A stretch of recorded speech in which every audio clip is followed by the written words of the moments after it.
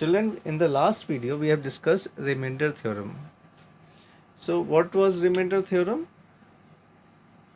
Suppose x minus 1 is a number and this is dividing x cube plus 3x plus something something.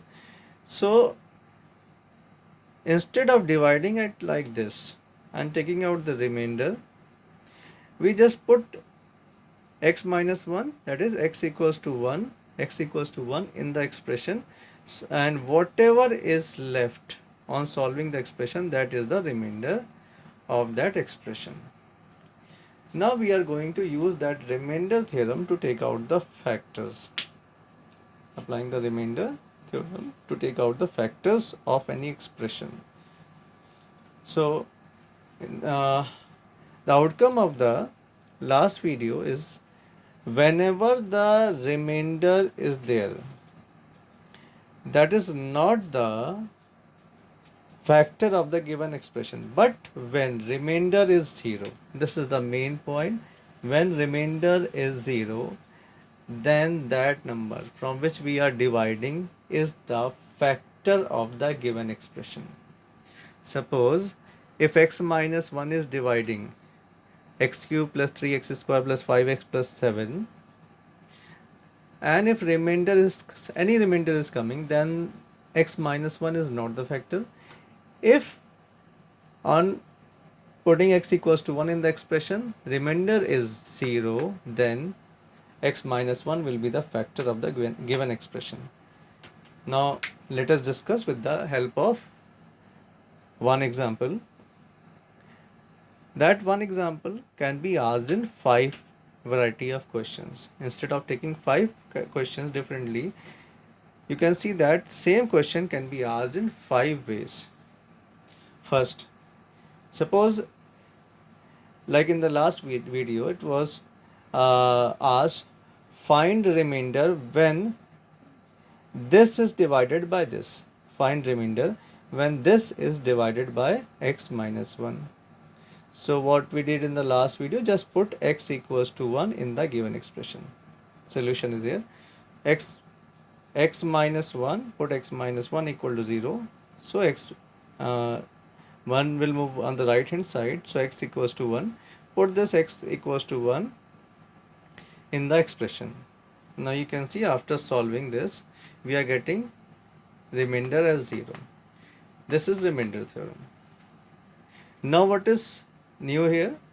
If the remainder is not 0, then it will be asked only that much, find the remainder. So you will write remainder is this much. But if the remainder is coming equals to 0, then what is proved? If the question is asked, is this a factor of this expression? Same expression I have written here, x minus 1, this expression here. Is this a factor of this expression? Is this a factor of this expression?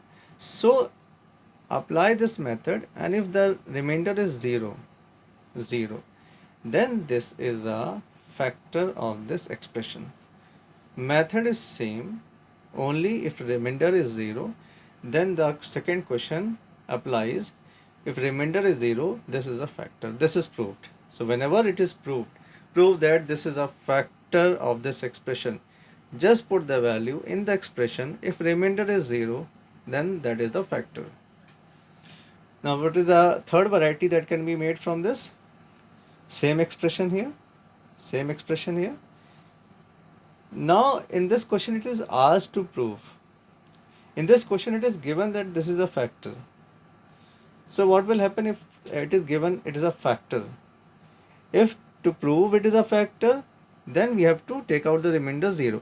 If it is given that this is a factor, then we don't need to prove that it is a factor. That means we don't have to solve this step and take out remainder as 0. No proving required when given that it is a factor. Just put x equals to 1 in the given expression and write this expression equals to 0 itself. Here we have to take out expression, solve it equals to 0. But in this case, we can directly write this expression equal to 0. Put expression equal to 0 when it is given that this is a factor. So expression equal to 0. So only k is unknown. Take out the value of k equals to 14. Now what is the fourth variety? Show that x minus 1 is a factor. This is also this is a factor, or show that this is a factor. So this second point and the first part of this is same. So what is new here? Hence factorize the expression completely means factorize the expression completely means see what is the highest power of this expression. 3 is the highest power.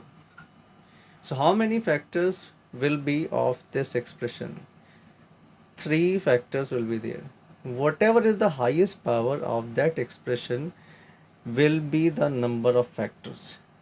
If the highest power somewhere in this expression, highest power of x would have been 4, so 4 factors would have been there.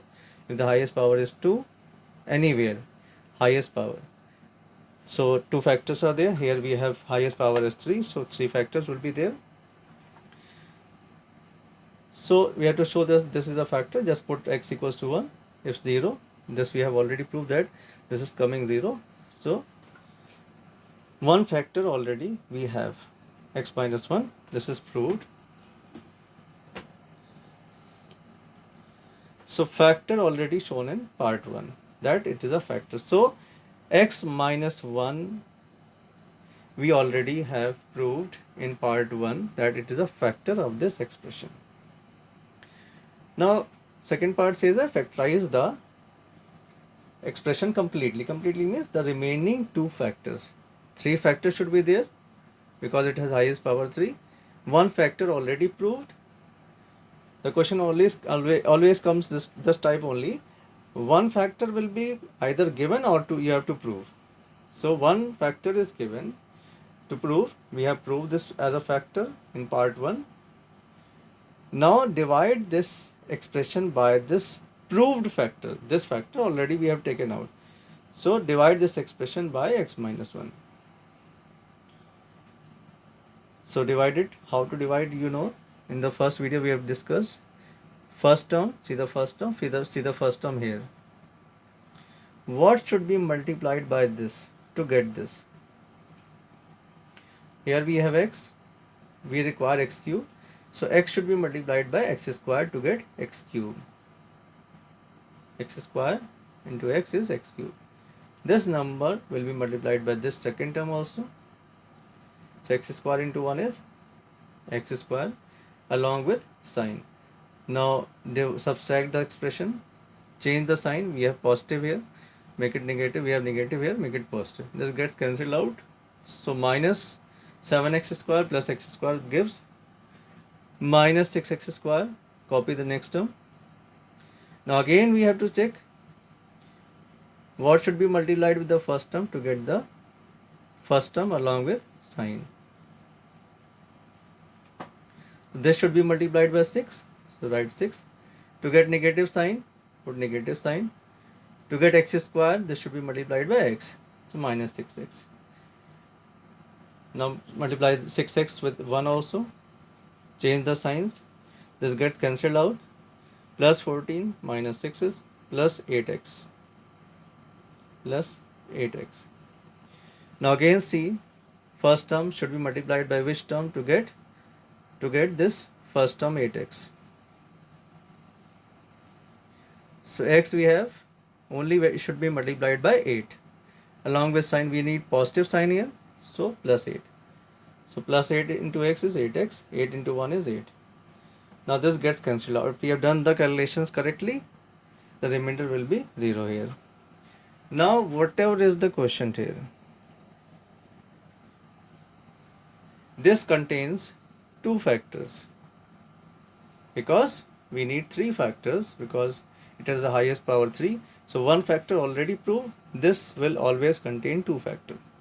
So split the given expression as you used to do in class 7th, 8th.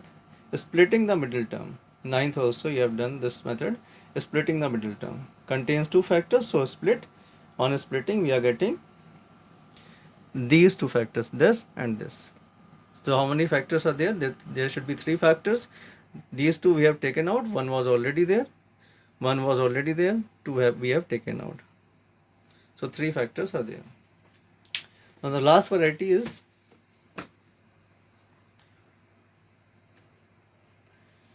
if x minus 1 and x minus 2 are the factors. In this case, this we have to prove. Only one factor was. Now in this case, two factors are given and two unknown variables are given in the expression. So what we have to do with this? Two factors are already given. We don't need to prove that these are. If it is required to prove, we can prove also. Put x equals to 1 in the expression x equals 2. If it is 0, then it is a factor. Now it is given that it is a factor of the expression. In the third case also, this is a factor. So what we have done? Put x equals to 1 and equals to 0.